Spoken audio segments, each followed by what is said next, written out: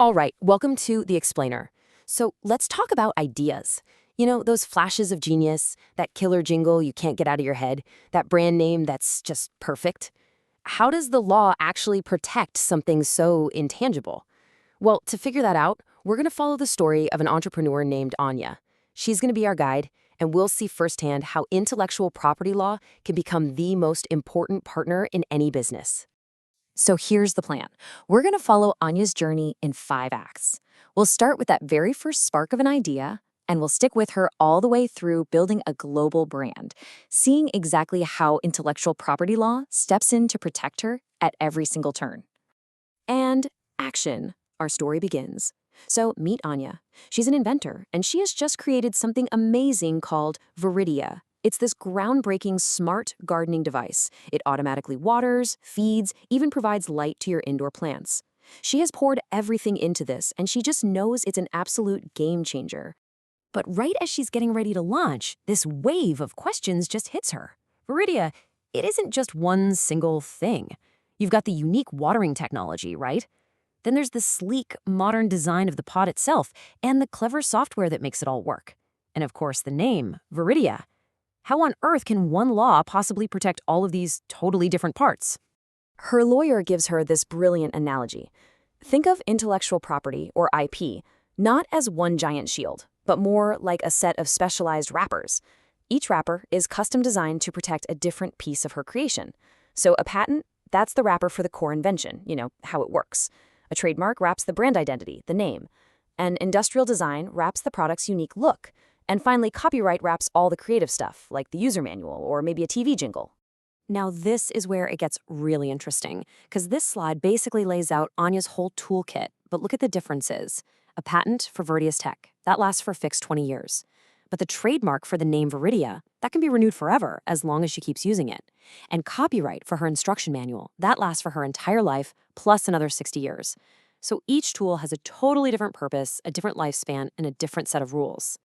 Okay, so Anya's getting it, but she's got a follow-up question. While she was developing Viridia, she made this minor improvement to an existing sensor technology. It's a small tweak, really, but it does make the device more efficient. So the question is that small change enough to get a brand new 20-year patent? Well, her lawyer shares a really famous story. The pharmaceutical giant Novartis discovered a new, more stable form of its existing cancer drug, Gleevec. They argued this new form deserved a whole new patent. But the Indian Supreme Court, they disagreed. They pointed to Section 3D of the Patents Act, which is a rule specifically designed to stop companies from getting new patents for minor tweaks, a practice people call evergreening. The court basically said that to be patentable, a new form of a known drug has to show it works better as a medicine. It needs enhanced therapeutic efficacy. A small change just isn't enough. So Anya's path is suddenly much clearer. She needs a real strategy, a plan, to build a fortress around Viridia, using all these different IP rights. She now knows these rights are territorial. They only work where you file them, and they don't last forever. And crucially, thanks to that Novartis case, she gets that her patent has to represent a genuine inventive leap, not just some minor tweak. All right, so with her strategy for India all set, Anya launches Viridia, and it's a massive success. Word travels fast, and pretty soon, a major distributor comes knocking. They want to take her product global. We're talking Europe and North America. Anya is ecstatic, obviously, but also completely terrified. Her Indian patent only protects her in India. The thought of hiring lawyers and filing dozens of separate, expensive patent applications in all these different languages all over the world is just totally overwhelming. There has to be a better way, right? And of course, there is. Her lawyer explains that for more than a century, countries have been working on a system to solve this exact problem. I mean, this timeline really shows the whole progression. It all started way back in 1883 with something called the Paris Convention, which created some fundamental rules. And later on, treaties like the Patent Cooperation Treaty, or PCT, came along to create these streamlined, centralized filing systems. Now this is Anya's secret weapon, the right of priority. It's a huge deal in the Paris Convention. The moment she files her patent application in India, a 12-month clock starts ticking. During that year, she can file in any of the other 170-plus member countries, and legally, all of those applications get backdated to her original Indian filing date. This gives her a full year to plan her global strategy, find investors, test markets, whatever. all without losing her place in line. So the big takeaway here is that while there's no such thing as a world patent, international law gives you a roadmap. Anya can use systems like the PCT to file a single international application that basically acts as a placeholder in over 150 countries. And principles like national treatment guarantees she won't be discriminated against just because she's not a local. These tools basically turn a logistical nightmare into a manageable, strategic plan for going global. Okay, so global plans are in motion, and Anya's marketing team goes into overdrive. They create this beautiful animated ad, a really catchy jingle, and a super detailed user manual for Viridia. But a few months later, she's scrolling online and sees an ad for a new competitor, and it feels disturbingly familiar. Anya is furious. I mean, the competitor's ad uses different characters, a different art style, but the story, it's the same. A lonely plant in a dark apartment is brought back to life by a new smart gardening device, completely transforming the owner's life.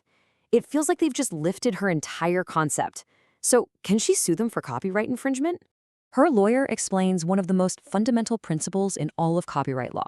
It's called the idea-expression dichotomy. See, copyright doesn't give you a monopoly on an idea, a theme, or a concept. The idea of a smart garden reviving a sad plant, that's free for anyone to use. What copyright protects is the specific, tangible expression of that idea. Anya's specific script, her character designs, her unique animation. That's what's hers. There's a classic Indian case, R.G. Anand versus Deluxe Films, that totally sets the precedent here. A playwright wrote a play about overcoming prejudice between different provinces in India. Later, a film company made a movie with the exact same theme. The playwright sued. But the Supreme Court found no infringement. They said, look, while the core theme is similar, the actual expression, the specific plot points, the characters, the dialogue, it's all different. So for Anya, this means she'd have to prove that the competitor copied her ad's expression to a substantial degree, not just its general idea. So despite the competition, Viridia becomes a household name. But you know what they say, more money, more problems. Cheap knockoffs start popping up that mimic Viridia's unique curved shape. Other products appear with similar-sounding names. And to make matters even worse, she finds out someone has registered the domain name viridia.net and is trying to sell it back to her for a crazy amount of money. Anya quickly learns she needs two totally distinct tools for this fight. To stop the visual copies of her product, she needs an industrial design registration, which protects the aesthetic look of an object. But to protect her brand's name, its logo, its identity from all those confusingly similar competitors, she needs a trademark. So one protects how the product looks, the other protects who made it. And this next case just brilliantly illustrates how the law adapted to the digital age. In the case of Satyam Infoway, a company called Sifinet went and registered a bunch of domain names that were super similar to Satyam's popular Sifi brand. The Supreme Court ruled that a domain name isn't just an address, it actually functions as a brand identifier on the internet. And because of that, it's protectable under trademark law. This is fantastic news for Anya. Her registered trademark for Viridia gives her the legal power to go after the cyber squatter who registered viridia.net. Okay, here we are, the final act.